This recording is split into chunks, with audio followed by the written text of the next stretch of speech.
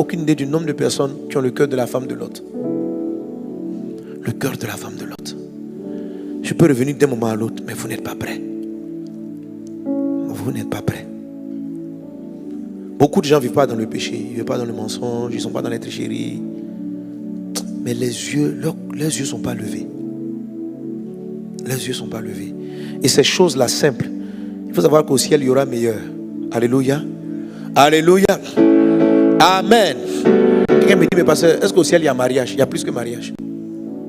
Ce que Dieu va te donner au ciel, tu as dit, mais pourquoi on s'est marié même sur la terre? Oui. Amen.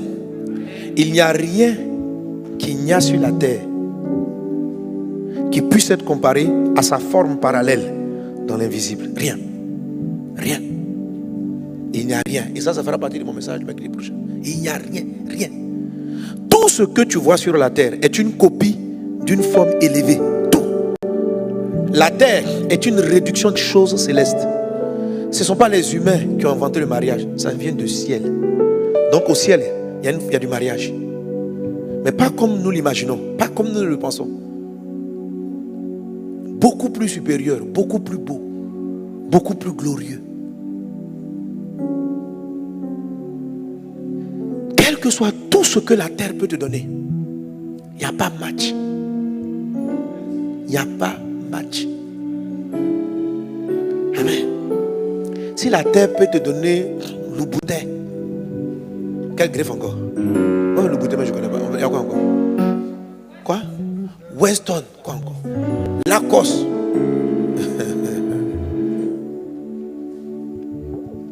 Alléluia. Mais Satan nous donne l'impression que la terre a de belles choses, que la terre a des choses extraordinaires, que la terre est tellement merveilleuse. Oh, on voit les enfants, on se dit vraiment sur la terre. L'enfantement, là, c'est pas la terre qui a fabriqué. Une maman qui a la joie de saisir son enfant, là, ça ne vient pas de la terre. L'apôtre Paul a eu le privilège un jour d'arriver au ciel et de voir les choses du ciel. Il dit, ah, ce que j'ai vu là, amen. Il n'existe pas de mots. Il n'existe pas de mots. Dieu m'a fait la grâce personnellement. Je ne sais pas de voir, c'est pas comme si tu vois, mais tu vis une chose. Et en fait, voilà. Je ne sais pas. Tout sur la terre, on ne donne des noms qu'aux choses qu'on a déjà vues.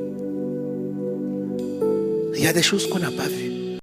Écoutez, la plupart des gens, lorsqu'ils meurent, c'est qu'ils voient.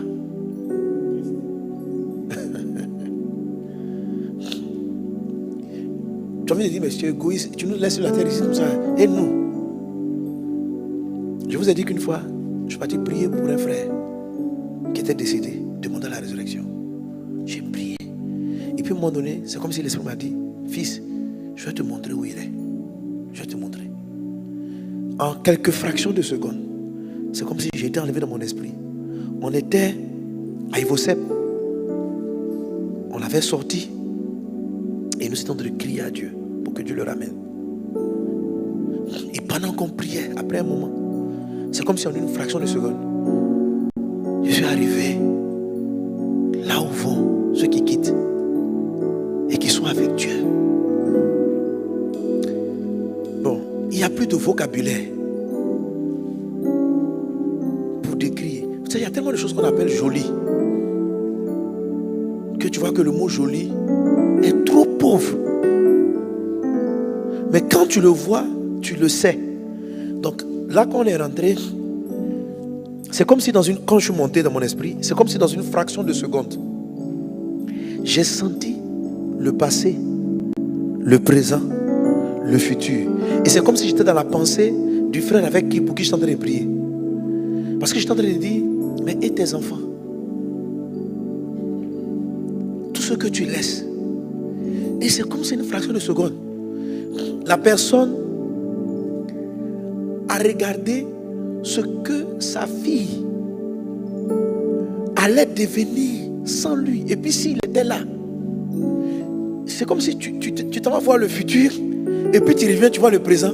Et puis quand tu as fini de faire la conclusion là, tu comprends que il est avantageux. Que Les larmes qu'elle a aujourd'hui, là, ça ne saurait remplacer le bonheur. C'est-à-dire que quand tu as fini de voir le bonheur de ton absence et les courtes larmes, tu comprends, ça ressemble à une maman qui va faire vacciner son enfant, qui sait que dans le temps présent, l'enfant va pleurer pour la douleur. Mais elle voit, parce qu'elle est adulte, elle sait que si on ne l'a pas vacciné, là, la maladie qu'il va avoir, il va regretter tout le temps. Donc, la douleur qu'il a là est préférable par rapport au futur. Je ne sais pas si vous comprenez. Mais l'enfant, lui, dans son instant, là, sa maman lui fait du mal même. Pourquoi? Toi, maman qui m'aime, tu laisses le docteur me piquer. Oh! Et il pleure, c'est un deuil. À l'échelle de l'éternité, un décès, c'est comme rien. C'est comme rien. Et j'ai vu ça en une fraction. J'ai vu en même temps j'étais d'accord. Et puis je suis revenu dans mon corps. Maintenant, pourquoi j'étais d'accord là, je ne sais plus. Mais ce qui est sûr. Alléluia. Parce que quand vous quittez l'enveloppe de l'invisible, de l'infinité, et vous voyez que le corps humain est trop limité. C'est-à-dire le corps humain, voilà, le corps humain ne sait les choses que dans le temps. C'est-à-dire, une phrase vient l'une après l'autre, on est dans le temps. Or, dans l'éternité, là, il n'y a pas le temps. Il n'y a pas hier, aujourd'hui. Il n'y a pas première seconde, deuxième seconde. C'est-à-dire, tu sais en même temps tout comme ça. Comme il n'a pas. Voilà, c'est un peu comme décrire une personne en écrivant et puis simplement prendre la photo. Quand tu écris là, si tu veux décrire quelqu'un là, tu vas écrire beaucoup de lignes. Il est grand, son front est comme ceci. Tu vas écrire un cahier pour décrire la personne. Mais il y a une intelligence supérieure. Au lieu de l'écriture, on appelle ça la photo. Lorsqu'on photographie, d'un regard, tu as toute l'information qu'on a pris 3 pages pour décrire. Et avec la photo, tu comprends mieux même que ce qu'on a pris 3 pages pour décrire. Parce qu'on ne peut pas décrire parfaitement le visage de quelqu'un. On va t'expliquer, tu vas comprendre. Mais avec la photo, tu sais en même temps. Voilà. Quand vous êtes dans l'éternité, c'est comme si vous avez une photographie du présent, du passé, du futur. Tu sais. Et puis maintenant, quand tu arrives, on te dit qu'il faut expliquer avec des lignes. Ça devient trop compliqué. Alléluia. Alléluia. Ce que Dieu te réserve en Jésus, tu n'as pas aimé la terre. Si tu comprends ça, tu comprends que tu n'es qu'en mission sur la terre.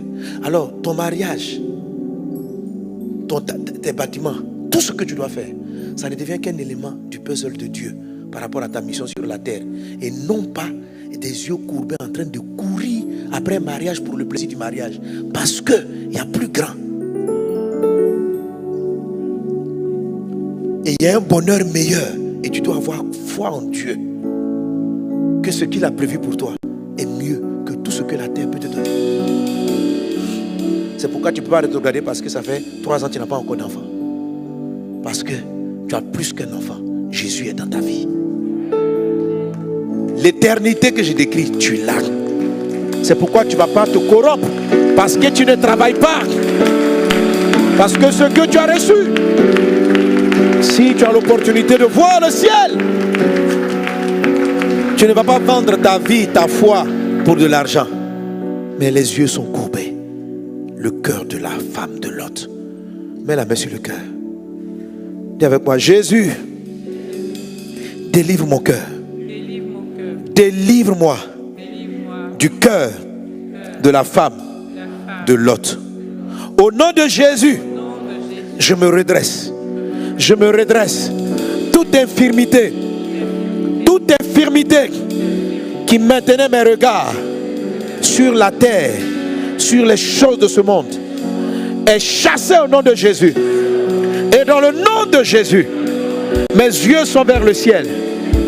Je relativise les choses par rapport à ce que je vois dans le ciel. Qu'il en soit ainsi. Seigneur, donne-moi ton cœur qui voit l'invisible. Au nom de Jésus. Amen. Que Dieu vous bénisse. Alléluia. Gloire à Dieu.